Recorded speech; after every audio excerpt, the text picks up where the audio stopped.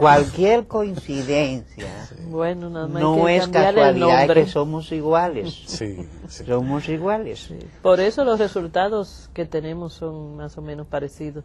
Nosotros en este momento nos estamos pareciendo mucho a la sociedad mexicana. Estamos cultivando los mismos frutos que ellos. Esa sociedad que todo lo justifica y que donde toda la gente se suma al coro de no hacer las cosas bien hechas, es una sociedad que está destinada a graves problemas.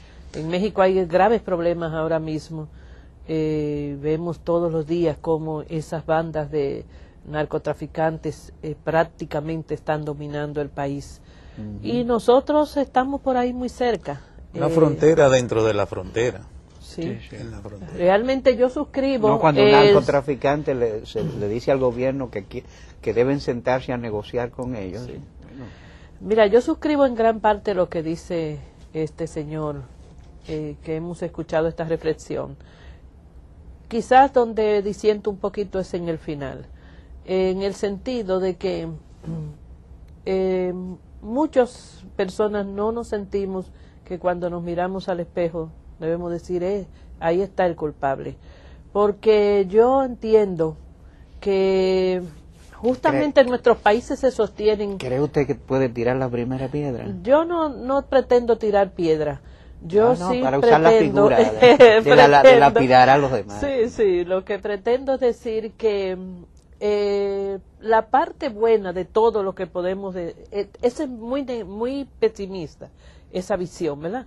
Mi libro termina siendo muy pesimista la visión, porque cuando tú vas escribiendo todo lo que ha pasado, desde el punto de vista no solamente de la economía, de los políticos, de la policía, de las Fuerzas Armadas que ha participado en todo esto, sino también desde el punto de vista de la ciudadanía, la cultura que se ha asentado en nuestro país desde hace cientos de años. Y eso yo lo dedico partes especiales del libro a analizar esa cultura y cómo nosotros hemos creado esa misma cultura que señala él que se creó en México.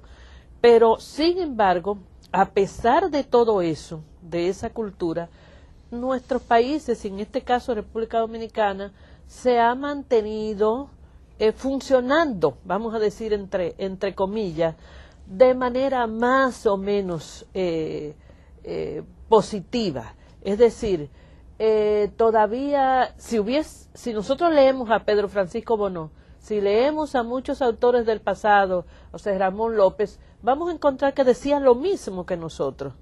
Y la sociedad no se ha autodestruido. Bueno, entonces, ¿por qué no se autodestruye? Aquellos criticaban males que hoy los vemos como normales.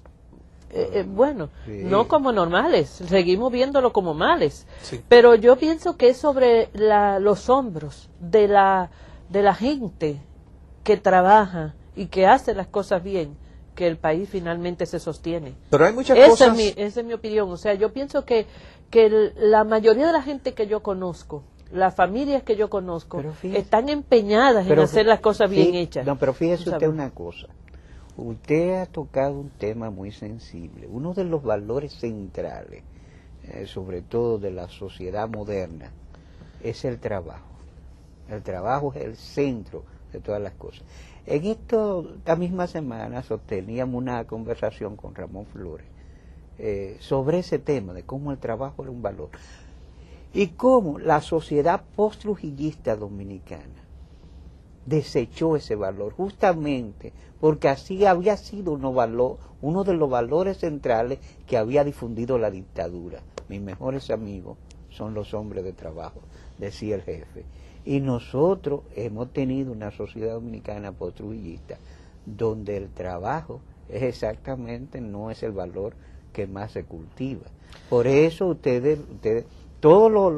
cualquier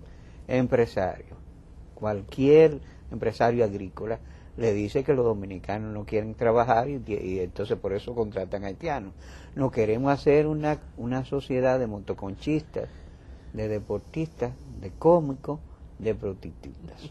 Esa es la sociedad dominicana. Prácticamente, yo digo que también el hecho de que en un régimen de fuerza como el de Trujillo se haya impuesto esa consigna, no dejaba o no era, Porque digamos, no era produjimos una una negación razón enloquecedora. que enturbiaba la mentalidad de la gente para saber que aunque trabajara, y trabajando con eso era buen amigo de Trujillo, pero el provecho finalmente, él era que decidía para quién era el provecho de tanto trabajo. Y antes de eso, nosotros, los abuelos nuestros inventaron trabajar por la inglés porque la deuda pública hacía que se trabajara para la Improving Company. Entonces, ciertamente que lo que puede ser un buen valor, mal dirigido, mal conducido, Sí. mal impuesto, puede convertirse quizás en un antivalor, digo yo.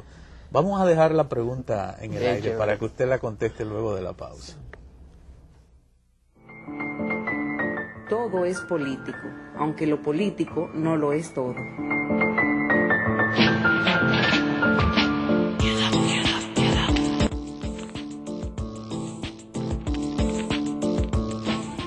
Bueno, pregunta que quedó pendiente. Un valor en un momento determinado, por la manera en cómo se impone o se aplica, se induce, difunde. puede convertirse efectivamente en un antivalor, en algo que la gente acabe rechazando.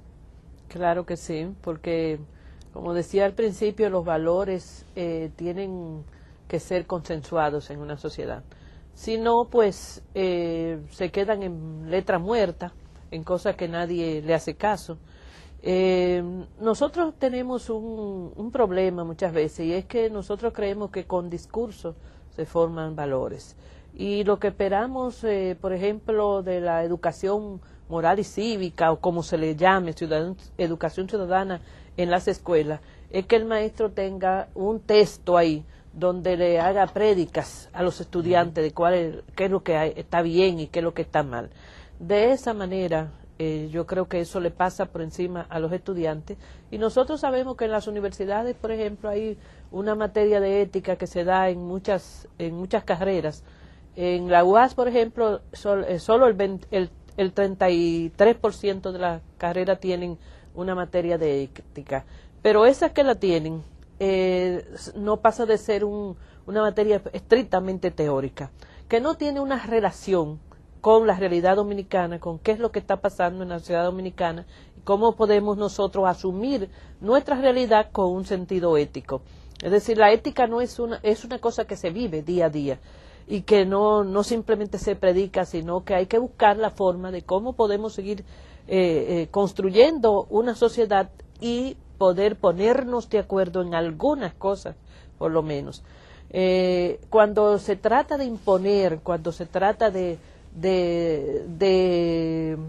como en el caso de la dictadura trujillista, los valores, hacérselo llegar a la gente de manera violenta, la gente no los asume.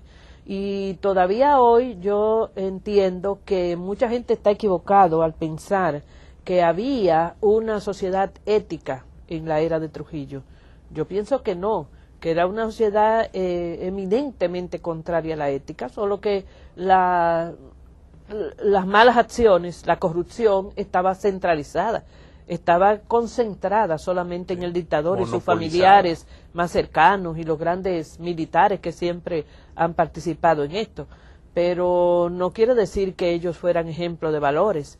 Y por eso la sociedad, inmediatamente que pasa la dictadura, pues dice, bueno, ya se fueron estos, vamos a actuar como nosotros queramos. Entonces, si generalizamos ese aspecto, se hablaba del caso de Trujillo y digamos, el valor del trabajo como un valor personal y material importante. Que difundió uno de los ejes directivos de la dictadura.